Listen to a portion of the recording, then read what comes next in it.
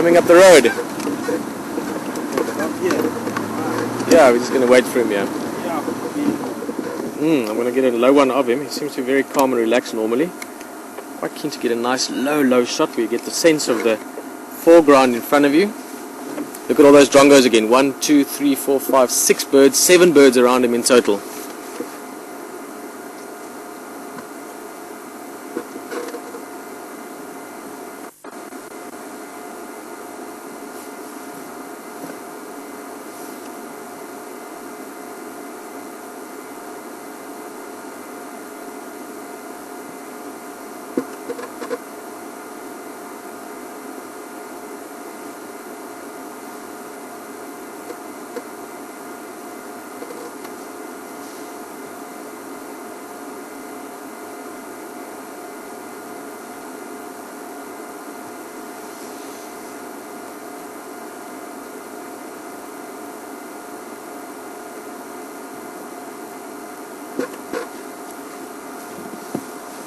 I'll sit here a little bit in the car for him and wait.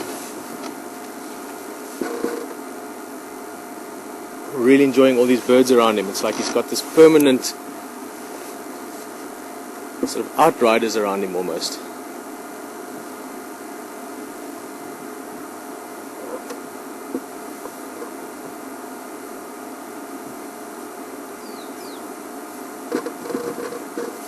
That's a big elephant. I would put him probably at the age of, always difficult to say exactly, but I would say maybe early 30s, maybe even older. If you look at his skull and the indentations at the top of the head, sort of above the eye banks, maybe even say 35, 36.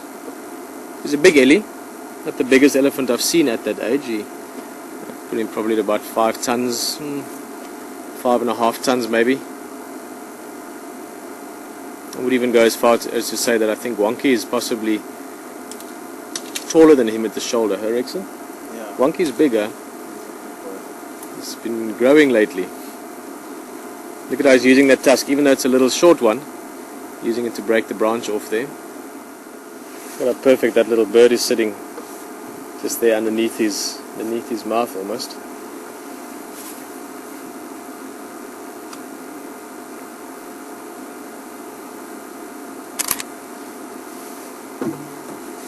Just a reminder again where the name is derived from. And again, I hope we see this bull around. Hopefully he's around more often and more regularly. But all these drongos around him, that's what started the name. Fork-tailed drongos in Shangaan are called montengos. But then, like I said, it's often quite a good thing to try and give a name very relative to what the animal looks like. In other words, we had a leopard here for a long time called 3-spot. He had 3 spots just above his one whisker line. And that way you don't actually have to remember names. You don't have to sort of have some kind of catalogue of remembering John, Mary and Sarah just because that's what they were named. If you have a name that can relatively reflect to something on the animal, it's much easier. So to come back to the drongo in Shangaan Montengo, we decided to make it one tengo because of the one tusk. Maybe slightly almost cheesy, but I've learned over time not to worry about that anymore. As long as it feels good and it's fun and you're having a good time out here, then it's normally fine. Little bird just swinging on the branch there, patiently waiting for an insect to make an appearance.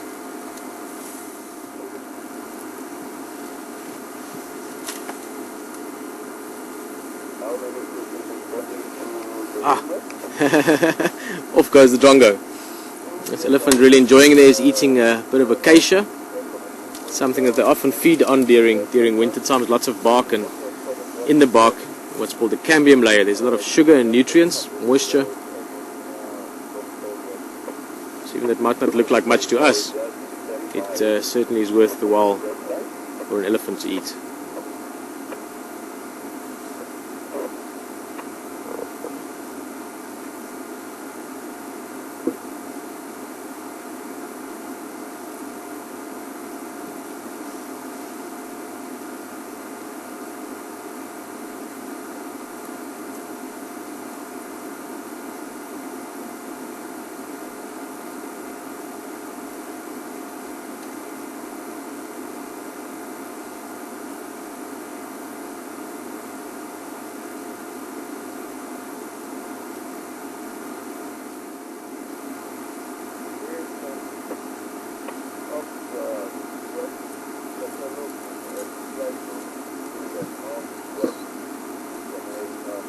There you can see again, going for that bark.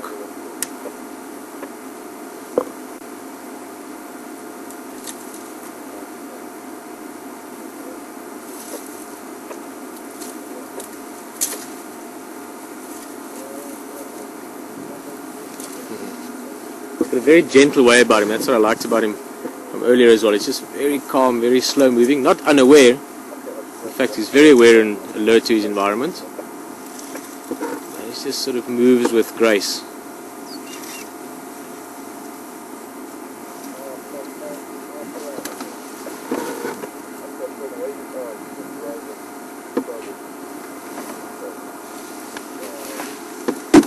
I'm going to follow along a little bit more.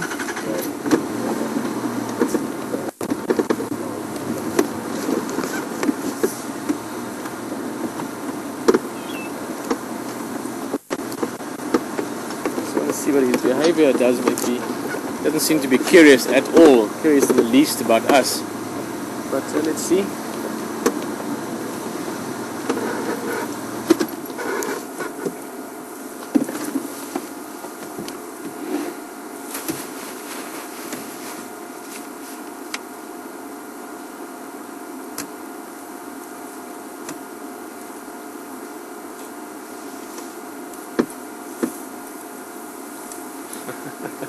Again, he's got his whole entourage of drongos just sitting around the front of him wherever there's movement. So when he's busy feeding, when the trunk is moving, they're waiting for that.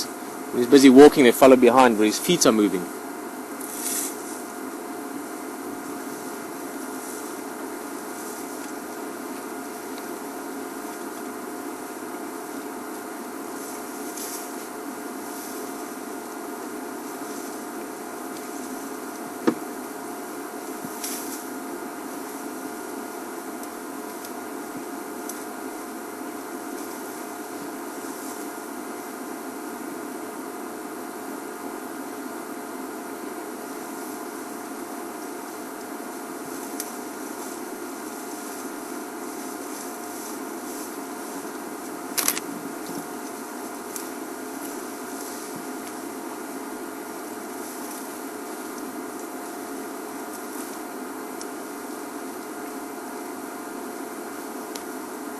Gentle giants. Big elephant like him, like I said, he's not a monster, but he's certainly not small. Probably weighs about 5.5 tons or so, so he's eating about 250 kilograms odd a day. Or that maybe 500 pounds. Do not make the mistake, don't think I'm calling him small, he's by no means small.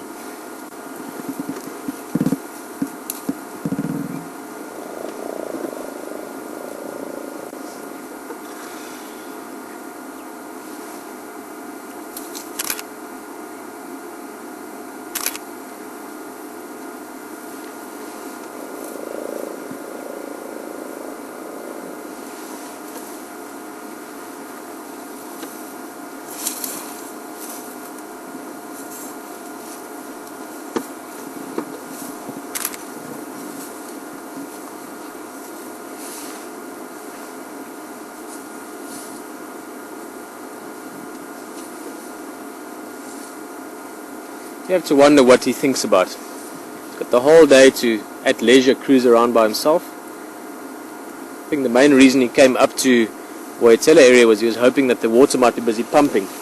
That's why he stood there for a while, he slept there for a while, took his time, and now he's deciding maybe to go look somewhere else for fresh water. Most animals actually, but elephants to a larger degree even, they would gladly walk quite a few kilometers for nice tasting water, even if they have some other brackish water closer by. Magic. One tango. Yeah, let's hope he sticks around. It'll be nice to see him.